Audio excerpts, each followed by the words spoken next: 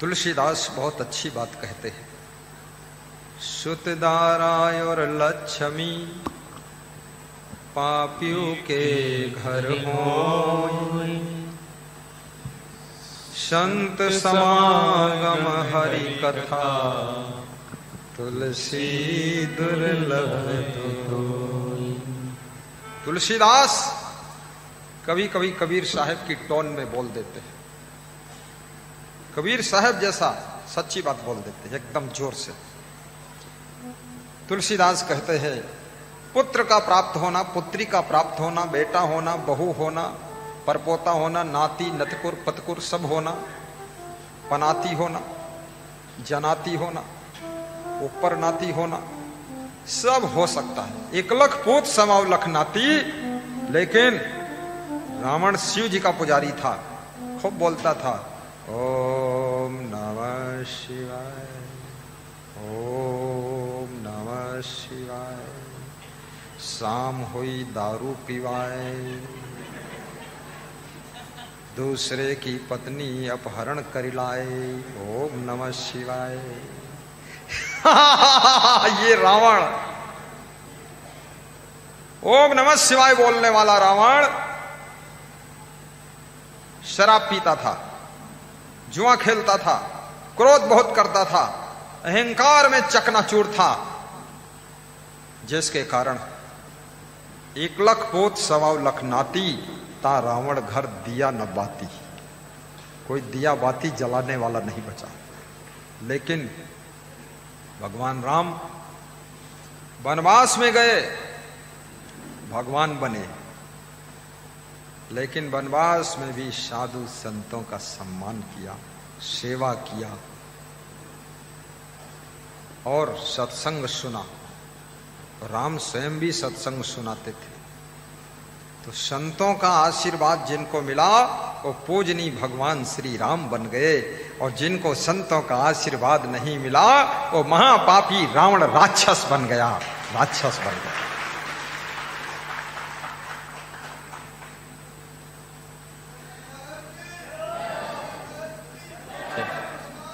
जय।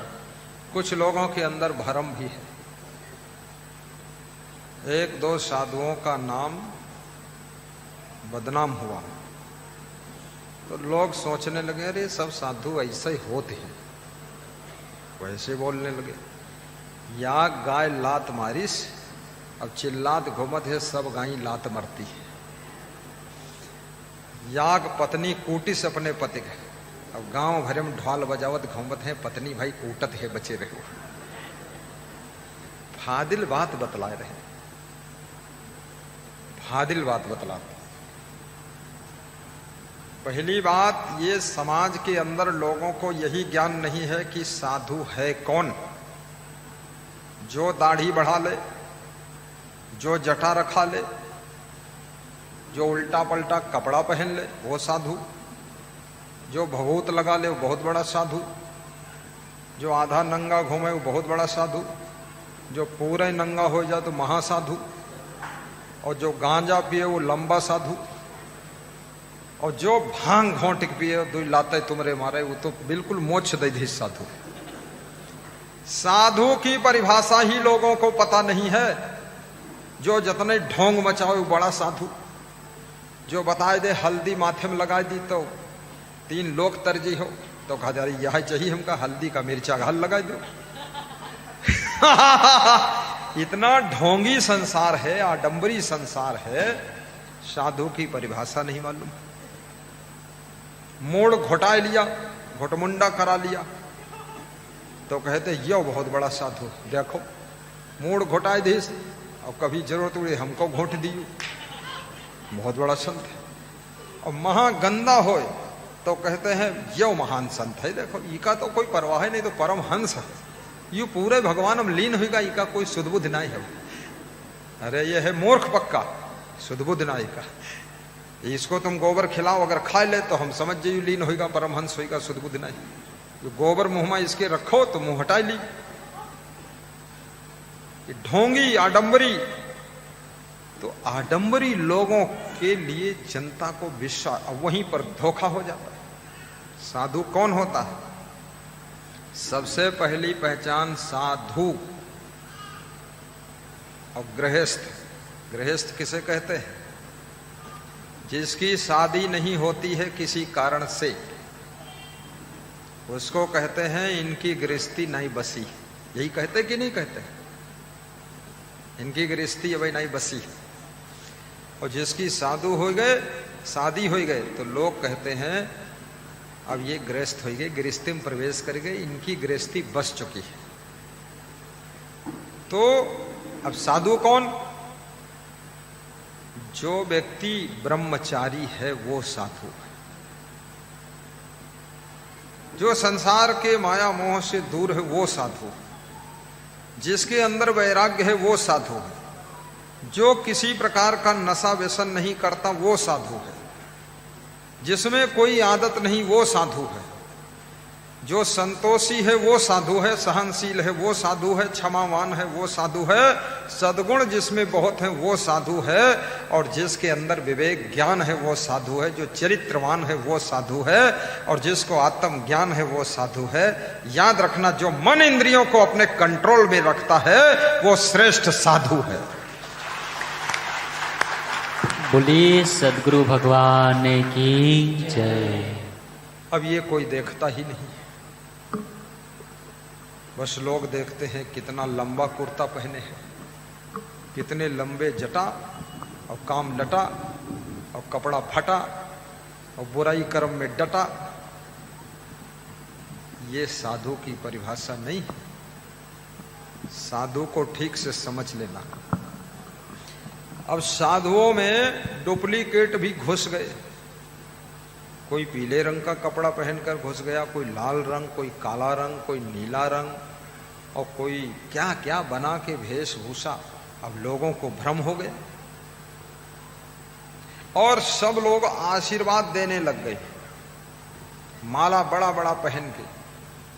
एक साधु को मैंने देखा, वो घुटनों के बराबर माला पहने था गले से, और इतने मोटे मोटे उसमें ढोल जैसे सब वो थे मन का। तो हमने कहा इतना बड़ा क्यों पहने हो? बोला सब साधुओं से निराला दिखाई देता। तो हमने कहा साधुता है? बोले घर छोड़कर साधु बना हूं और 3 सधुनी रखता हूं, नंबर 1 का साधु। भी 3 सधुनी रखे साध्वी।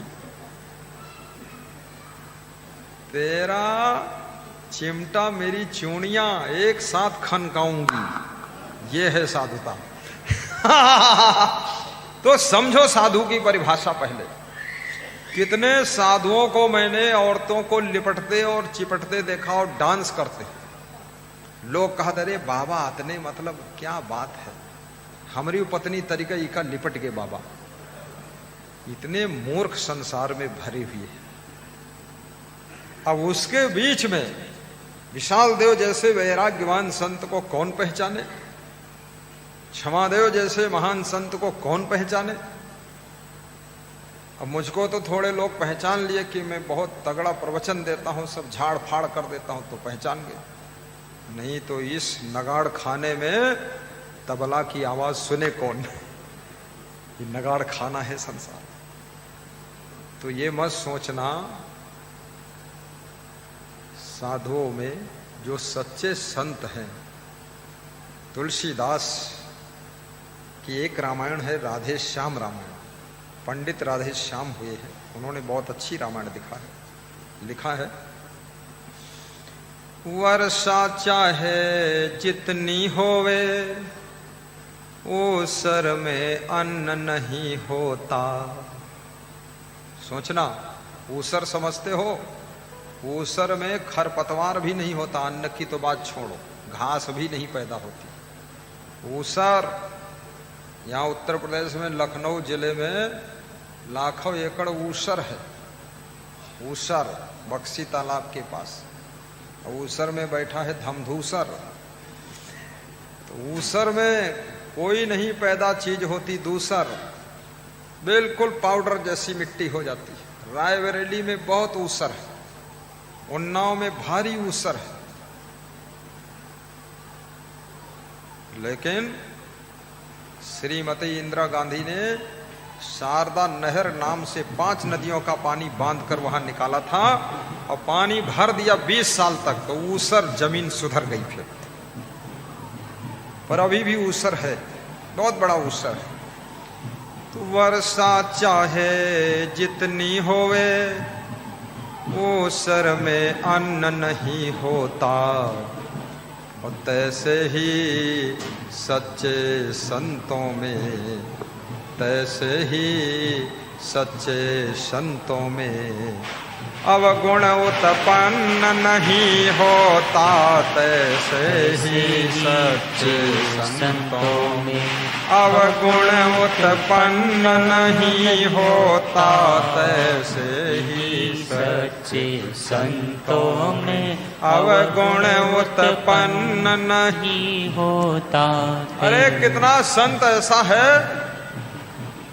उसका सोच है कोई माने चाहे न माने, कोई दक्षिणा कौड़ी भर दे चाहे न दे, लेकिन वो अपनी साधुता में अटल रहता है, इसकी परवाह नहीं करता। ये साधु जीवन तो सच्चे संत को पहचानना। और जैन मुनि ने, महावीर स्वामी ने कहा है कि जब कोई महान वैराग्यवान संत आपके गांव की गलियों में से निकलता है, महान वैराग्यवान संत आपके गांव में घर में आता है, तो याद रखना आपका गांव पवित्र हो जाता है, तीर्थ जैसा असर आ जाता है। ताली बजाइए।